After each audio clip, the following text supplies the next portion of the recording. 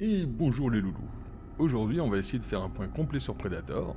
Même si vous pensez tout savoir du film, je pense que vous apprendrez quelque chose dans cette vidéo. Predator est un miracle qu'on en voit rarement, puisque destiné à être un gros nanar débile comme le fut Commando ou Le Contrat, il est pourtant devenu le meilleur film d'action de son époque. Tout a commencé sur une blague sur Rocky. Après avoir vaincu Apollo Creed, Mr. T et Dolph Lundgren, la blague qui c'était en gros que le seul adversaire crédible pour un Rocky V serait un extraterrestre. Sur la base de cette vanne, il y a un script qui a été écrit, puis qui s'est développé en scénario. Quand Schwarzenegger, en quête d'un nouveau projet, s'y est intéressé, le budget s'est débloqué immédiatement. À cette époque, il suffisait que Schwarzy bouge une oreille et tout le monde suivait vu les profits déments qu'il générait dans tous ses films, même ceux de mauvaise qualité. Et le meilleur compagnon pour un film d'action à cette époque, c'était Joel Silver. Joel Silver est responsable de tous les gros films d'action des années 80, et l'un de ses plus gros succès, c'est Matrix. Alors l'histoire est simple, un commando de Marines se fait chasser par un adversaire invisible en pleine jungle, et ça aurait pu être totalement médiocre, et ça n'est pas passé loin. Toutefois, le casting assez épuré est assez dément. Alors il y a bien sûr Arnold Schwarzenegger, puisque le film se bâtit sur son nom, mais il y a aussi Carl Weathers, l'inoubliable Apollo Creed de la série Rocky, Bill Duke, vu dans des films comme Commando ou Comme un oiseau sur une branche, avec Mel Gibson et Goldie Hawn, un habitué des rôles de méchant, qui est plus tard devenu réalisateur et producteur. Jesse Ventura, ancien catcheur, on le surnommait The Body. Ami de Schwarzy, on le verra aussi dans Running Man dans le rôle de Captain Freedom, et plus récemment dans Cloud Atlas. Il fut également gouverneur du Minnesota. Ce qui le rend super cool dans le film, c'est l'arme qu'il porte. Alors sachez que c'est une mitrailleuse qui normalement est montée sur un hélicoptère. L'armurier d'Hollywood pensait que c'était impossible qu'un homme puisse la porter, parce qu'il ne suffit pas de porter la mitrailleuse, il faut aussi porter les munitions qui sont très lourdes, que c'est du très très gros calibre, et puis aussi c'est une arme qui a un moteur qui est alimenté par des batteries, qui elles également sont très lourdes. Mais Jesse, The Body, eh ben lui, il l'a fait. Sonny Landham, acteur charismatique à la présence physique impressionnante, il a des origines irlandaises mais aussi cherokee et séminoles. Il a démarré dans le X, puis s'est fait remarquer dans le film 48 heures.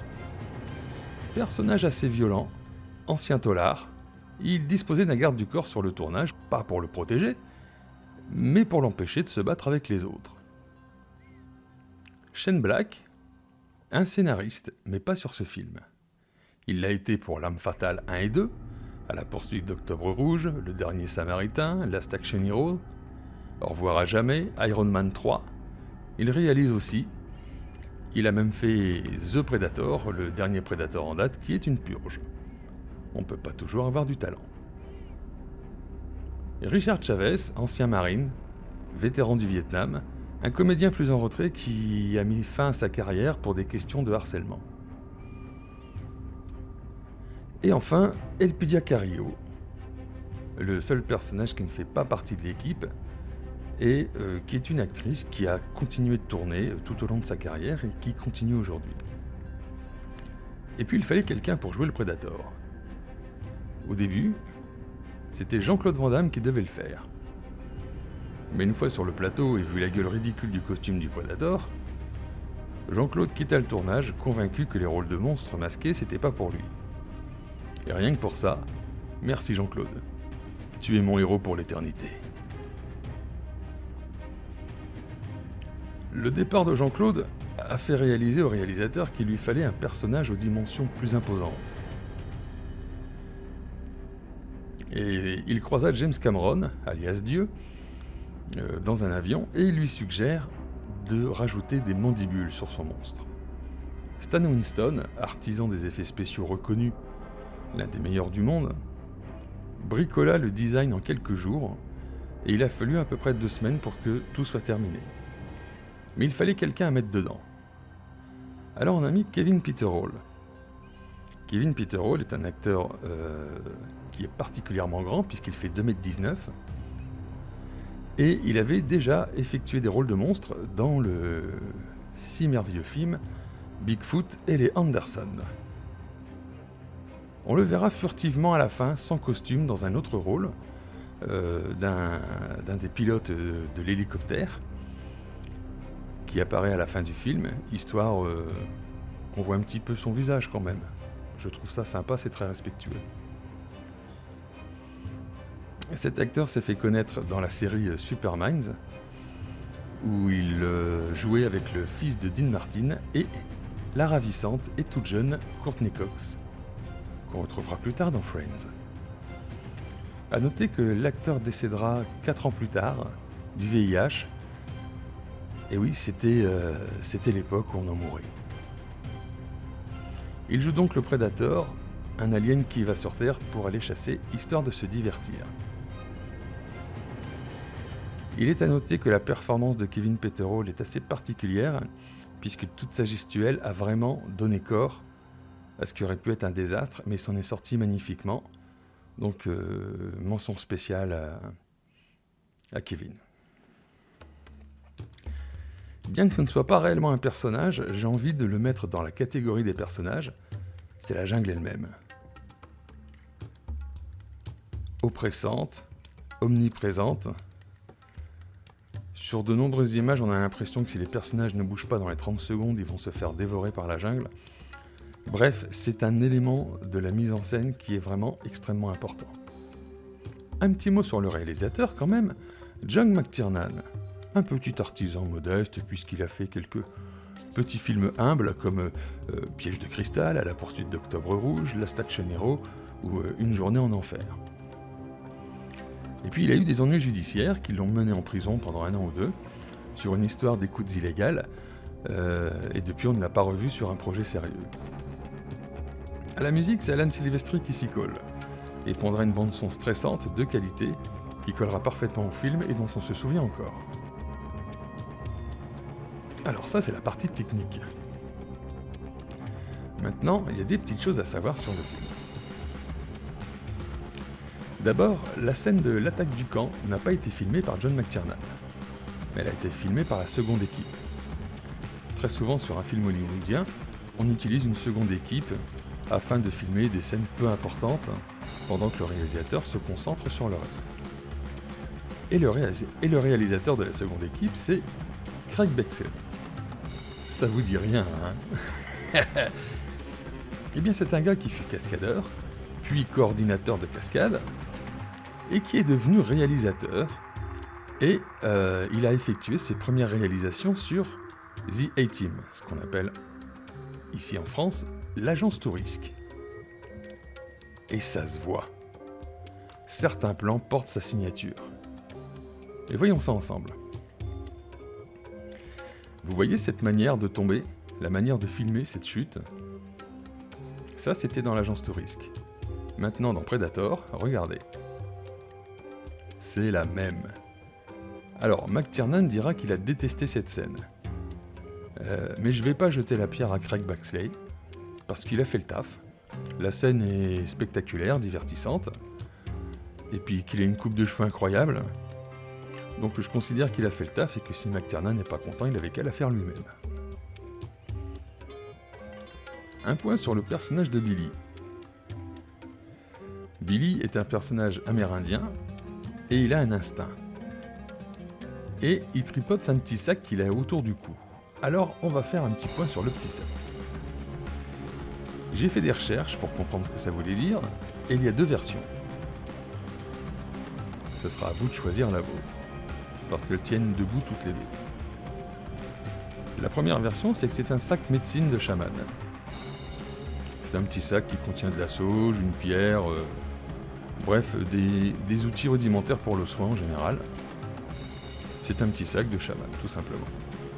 La seconde, elle est un petit peu plus particulière, c'est que dans ce petit sac, toute personne mettait des petits objets qui lui étaient chers.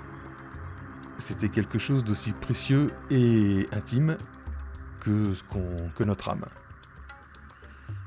Et perdre ce sac ou l'ouvrir en public, c'était une façon de perdre son âme. Les deux versions sont valables. En tout cas, ça relie le personnage de Billy à une dimension mystique. Et si je vous en parle maintenant, c'est parce que ça a un sens. Au niveau de la psychologie du Predator, il faut comprendre qu'il s'amuse. Si on ne comprend pas qu'il s'amuse, on ne comprend pas ce qu'il fait. D'abord, il tue Hawkins. Et il embarque le corps. Ensuite, il montre ses yeux à Mac. Et il disparaît. Il vole le corps de Blaine, au nez et à la barbe du commando. Et enfin, il se montre entièrement devant Dillon avant de le tuer. Il faut bien comprendre qu'il joue. Et ça en rajoute au côté dominant du Predator sur le groupe de Marines. Autre point important, et c'est sans doute le plus intéressant, c'est que le groupe de Marines, justement, n'a pas le profil habituel des victimes de cinéma. Normalement, ce sont eux qui butent tout le monde, et c'est bien ce qu'ils ont fait dans le camp. Mais quand ils sont face au Predator, ce sont vraiment eux les proies, exactement comme dans les films d'horreur. Et le Predator devient un boogeyman. Qu'est-ce qui se passe avec Billy sur le pont ? Il entend le dernier cri de Dillon qui vient de se faire tuer. Et on a l'impression qu'il craque, puisqu'il jette ses affaires. Il sort sa machette. Et il se fait une entaille sur le torse. Qu'est-ce qui se passe dans sa tête ? Pour Billy, c'est sûr qu'il va mourir ici. Pour lui, la créature est d'origine mystique, il ne peut pas y échapper.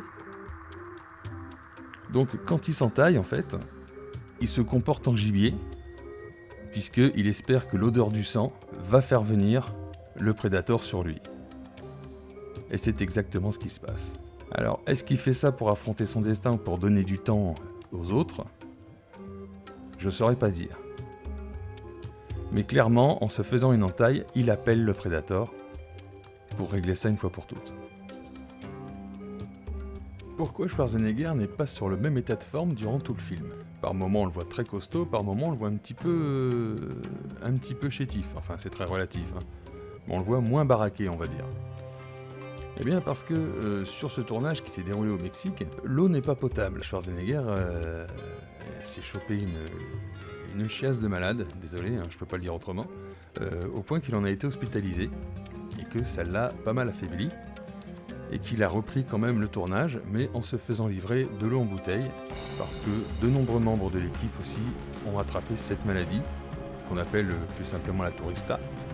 Il lui a fallu quelques semaines pour se remettre complètement, et c'est pour ça qu'il n'a pas toujours la même carrure à différentes étapes du film. Pourquoi dit-on que le film est viscéral ? Très souvent quand on parle de Predator, on utilise cette expression. Eh bien, à partir du moment où Dutch comprend que la boue le protège, on en est au dernier tiers du film. Et ce dernier tiers du film sera quasiment muet. Heureusement que c'est soutenu par une musique magnifique, puis il se passe quand même des choses, donc on s'ennuie pas. Mais on revient à quelque chose de primal. C'est-à-dire que Dutch n'a plus de flingue, il va devoir se confectionner des armes rudimentaires, 2 lances, un arc et des flèches.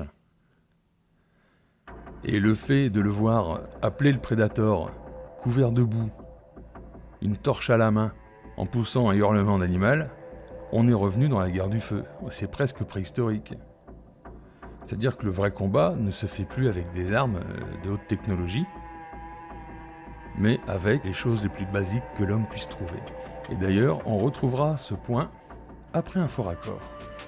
Alors, le faux raccord. Dutch lance sa dernière bombe, puisqu'il a détecté la présence du Predator, et il saute pour s'accrocher à une branche. J'attire votre attention sur la forme de la branche, c'est très important. Et une fois que la bombe explose, regardez, c'est plus la même branche, c'est une belle barre bien droite qu'un cascadeur peut attraper. C'est pas grave, c'est juste un faux raccord. Et depuis que je l'ai vu, je vois que ça. Parmi les trophées du Predator, il y a plusieurs crânes, dont un qui est troué. Est-ce que c'est le crâne de Mac ? Possible, mais je peux pas le confirmer. Une fois que Schwarzy a perdu sa boue, il se fait directement attraper par le prédateur qui l'observe, et on ne sait pas pourquoi il l'observe. Soit il l'observe simplement pour voir le crâne qu'il anticipe comme étant son prochain trophée, ou soit il l'observe en essayant de comprendre ce qu'il a de différent des autres, puisque non seulement il lui a échappé, mais il le rappelle, il en redemande. Donc comment se fait-il que cet humain-là lui ait posé autant de problèmes et n'ait pas peur de lui? C'est peut-être la raison pour laquelle il l'observe aussi longuement. Et quand il laisse tomber son arme et son casque, on les voit face à face, ils ne sont plus dans une situation de chasse, ils sont dans une situation de duel. Alors on parle beaucoup du sens de l'honneur, du Predator. Sur ce point, je suis assez partagé. Parce que oui, effectivement, en enlevant ses armes et son casque, ils se mettent dans une situation d'égal à égal, mais ce n'est qu'une illusion, parce qu'on se rend compte très rapidement que la force physique du Predator, elle est plusieurs fois supérieure à celle de Dutch. Et que c'est pas extrêmement risqué que de se battre à main nue contre quelqu'un qui est 5 fois moins fort, même s'il lui laisse sa chance. Les statistiques sont quand même toujours du côté du Predator. À la fin, quand le Predator déclenche sa bombe, il pousse un rire. Mais un Predator ne sait pas rire comme rien humain. Donc ce qu'il faut comprendre, c'est que le rire en question, c'est l'enregistrement qu'il a fait du rire de Billy quand Hawkins lui racontait des blagues salaces. Moi personnellement, je trouvais ça beaucoup plus flippant que ce soit un faux rire plutôt que son vrai rire, qu'on n'aurait peut-être pas compris. Et à la fin, l'image de fin d'ailleurs, c'est un Dutch traumatisé, brisé, détruit. Et mine de rien, vous vous rendez pas compte, parce que c'était les années 80 et que la plupart d'entre vous n'ont pas connu cette époque. Mais Schwarzenegger, à cette époque, c'était le rôle du héros invincible. C'est-à-dire qu'il terminait tous ses films un cigare à la bouche, un sourire triomphant, et puis en général, une nana à embrasser. Ouais, c'était l'époque qui voulait ça. Là, c'est tout sauf ça. Parce que si sur la première partie du film, on va dire sur le premier tiers, il contrôle entièrement la situation et il se comporte comme les héros qu'on connaissait jusqu'à présent, là, sur ce film, il a peur, il s'enfuit, il se fait casser la gueule et il s'en sort quand même sur un gros coup de chance. Regardez la dernière image, est-ce qu'il a l'air triomphant? Est-ce qu'il a l'air heureux? Il est cassé. Et à cette époque, c'était un risque énorme à prendre pour quelqu'un qui incarnait l'invincibilité. Rendez-vous compte que ce type, il était gaulé comme un super-héros Marvel. À cette époque, ça n'existait pas. Donc ça a été un risque pour Schwarzenegger et ça a été un risque payant. Ensuite, le film compile 3 styles de films. Un ami qui avait vu le film avant moi quand j'étais ado, il m'avait dit ça commence comme Rambo et ça finit comme Alien. Et il a tellement raison. Sur la première partie, on a du Rambo pur et dur. Du Rambo 2 même pour être précis. Il y a la partie SF évidemment avec le Predator, et bien souvent on oublie la scène d'ouverture, on voit le vaisseau du Predator qui arrive sur Terre. Mais on le relie à rien à ce moment-là quand on regarde le film. Et puis, j'en ai parlé tout à l'heure, le film d'horreur avec les boogeymen comme Jason ou comme Michael Myers, qui sont des monstres invincibles qu'on n'arrive pas à stopper. Sauf que dans les films d'horreur avec des boogeymen, ce sont des ados, avec des jeunes irresponsables, des jeunes filles idiotes qui, d'une manière ou d'une autre, finissent toujours par se retrouver nus, avec un 95D, sinon c'est pas crédible. Le commando de Dutch n'a absolument pas le profil de victime. Et pourtant, le but était de montrer que les humains les plus dangereux, en fait, n'étaient rien par rapport à un Predator. Et en cela, ça renverse un petit peu les choses, et ça rend le film beaucoup plus original. Il y a un autre point qui rend le film si intéressant, c'est son rythme. Il est extrêmement nerveux, on a l'impression que ça se passe quasiment en temps réel. Alors que ça se passe sur environ 2 jours, peut-être 3. Mais on est tellement bousculé par les événements, quand on n'a jamais vu le film, on peut rester accroché à son siège du début à la fin sans bouger. Il n'y a pas de longueurs inutiles, tout va à l'essentiel, et tout s'enchaîne. La caractérisation des personnages se fait pendant le déplacement en hélicoptère avant la mission. Et après, une fois qu'ils sont dedans, ça ne s'arrête jamais. Et ça, c'est effectivement un vrai plus. Ce vrai plus, il est renforcé par la musique, qui est absolument incroyable. Pour ceux qui l'ont vu, tous ceux qui ont vu Predator ont toujours encore la musique en tête, qui est excellente, et qui colle parfaitement à l'ambiance, et qui nous stresse encore un petit peu plus. Voilà, donc c'est à peu près tout ce que je pouvais vous dire sur Predator. Si vous ne l'avez pas vu, vous avez été spoilé de ouf, mais tant pis, allez le voir quand même, vous le regretterez pas. Je sais pas si je vais en refaire des vidéos comme ça, mais j'ai été content de la faire. J'ai fait pas mal de recherches, j'ai appris des choses. Et puis, ben voilà, je voulais vous communiquer ce que j'avais appris et j'espère que ça vous a intéressé. En attendant, je repars au travail. J'ai une autre vidéo sur le feu qui va bientôt sortir. Donc, je vous dis à très bientôt et en attendant, on fait bisous.